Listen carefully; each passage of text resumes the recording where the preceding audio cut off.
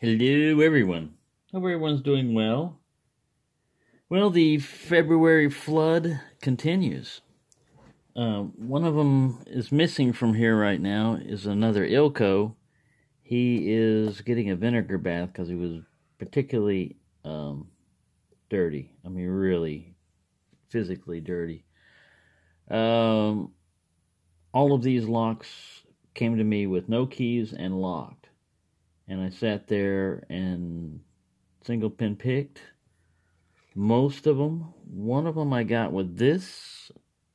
See, there were some holdouts. Originally, I was starting on the Corbins. There are 6 Corbins that I got. They are single locking pawl.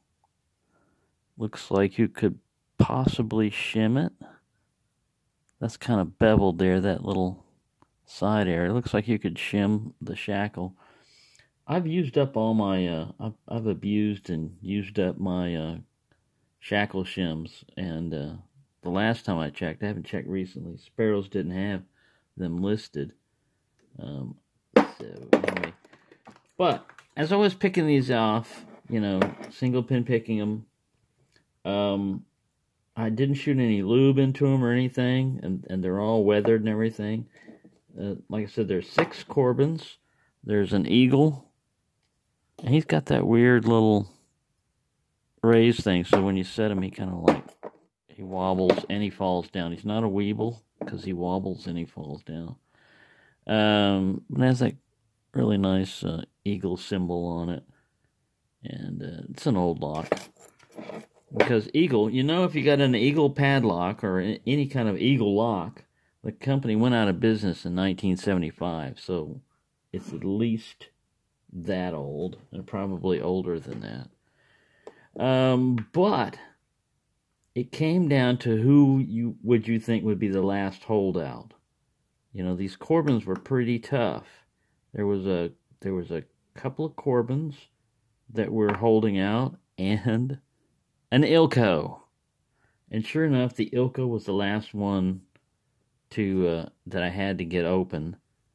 And the way I got him open was I'd been mashing around on the pins. Now all of these feel like standard pins except for the Ilco I'm not sure about. But all the other locks felt like standard pins in there. And the way I got him was I was using this full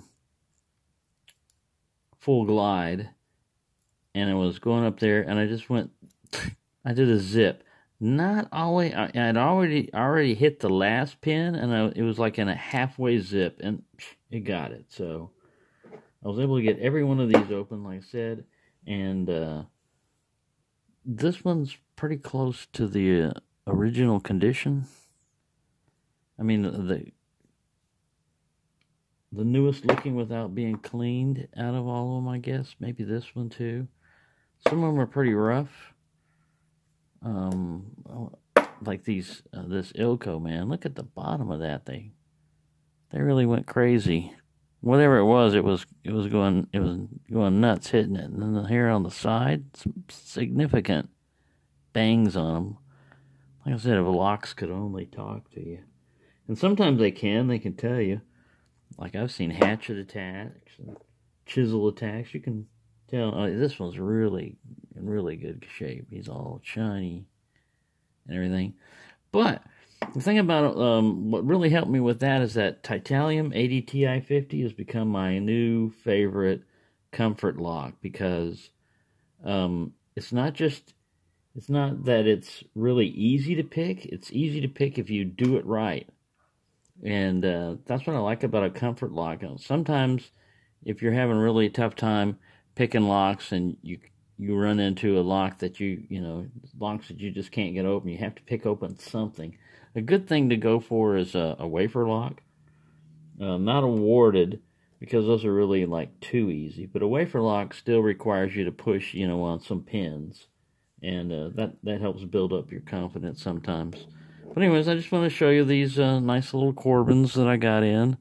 Like I said, they're not super secure, but they are fun to pick when if you're used to brand new locks, everything is all lubed and shiny and great, and smooth and brand new springs. And then you get a lock that's been out in the world, you know. And some of these, you know, how long they've been locked, because it didn't come with the key. It could have been locked for, you know, 20, 30 years, maybe more. And it's just kind of cool to finally get them open, even though you don't have a key. Part of the fun of picking, I guess. But anyways, like I said, the flood has continued, and there are more coming in. And yes, I did spend a lot of my tax money on this, and I usually spend a lot of my, if I have any disposable income, I dispose of it on locks or lock picking stuff, because I love to pick locks.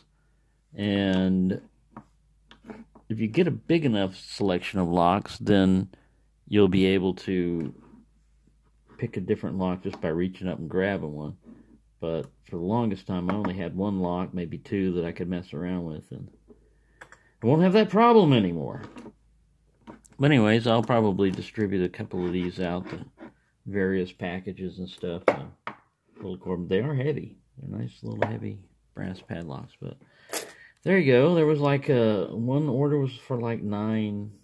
The eBay listing, the guy had misquoted it, and he showed a picture of all these padlocks up there, all these Corbins, but he listed it only like 4 Corbins. And he was asking price of like $10 with a shipping price of like $10.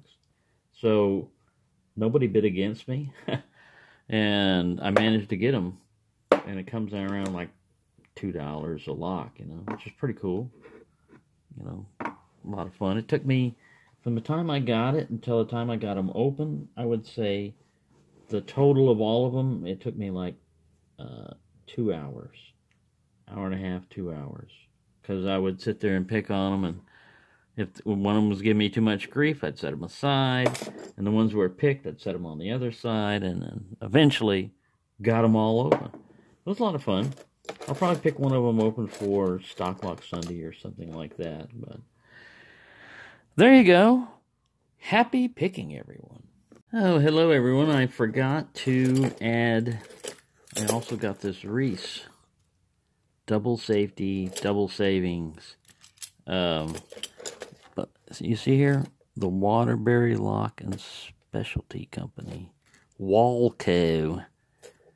That's when they bought out Reese, but it's a Reese Para centric, and yeah, it's Para centric, right? But it's a warded padlock, so you know what that means. Paracentric away.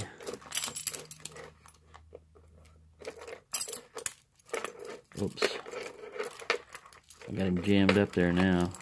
Uh-oh. There.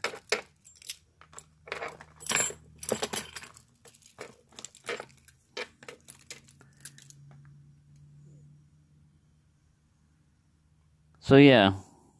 It's paracentric right here, but you can get your pick past that. It's not paracentric all the way down, and as you saw, it opens up. But I was going to get this thing for 99 cents, but somebody bid against me, and the price went up to $5. But still, I don't have any Reese paracentric padlocks. It's a pretty cheesy little hasp that comes with it and everything. I mean, it's pretty small, but, you know, you've got a warded padlock, so. But you have double the safety and double the savings. There wasn't anything on the back as far as, like, instructions or anything like that. There you go. Thought I'd add that one with it. Sorry about leaving it out on the other video of all the other huge lock floods that came in, so. Happy picking, everyone.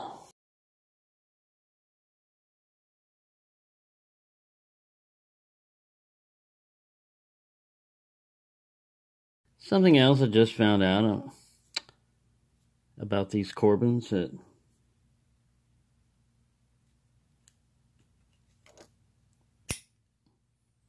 they're knife tool bypassable. The holdouts wouldn't have been holding out as long if I'd have known that, but I wanted to pick them anyway. I wanted to try to pick them open, so there you go. None of these guys are super secure when you can just take a little knife tool and go up in there. I don't know if he's going to get on this guy. I feel it pushing on him. They all look like the same model. Man, this one's got a really strong spring on it. There we go. Yeah, so keep that in mind if you ever try to use an old vintage padlock. Thank you for watching.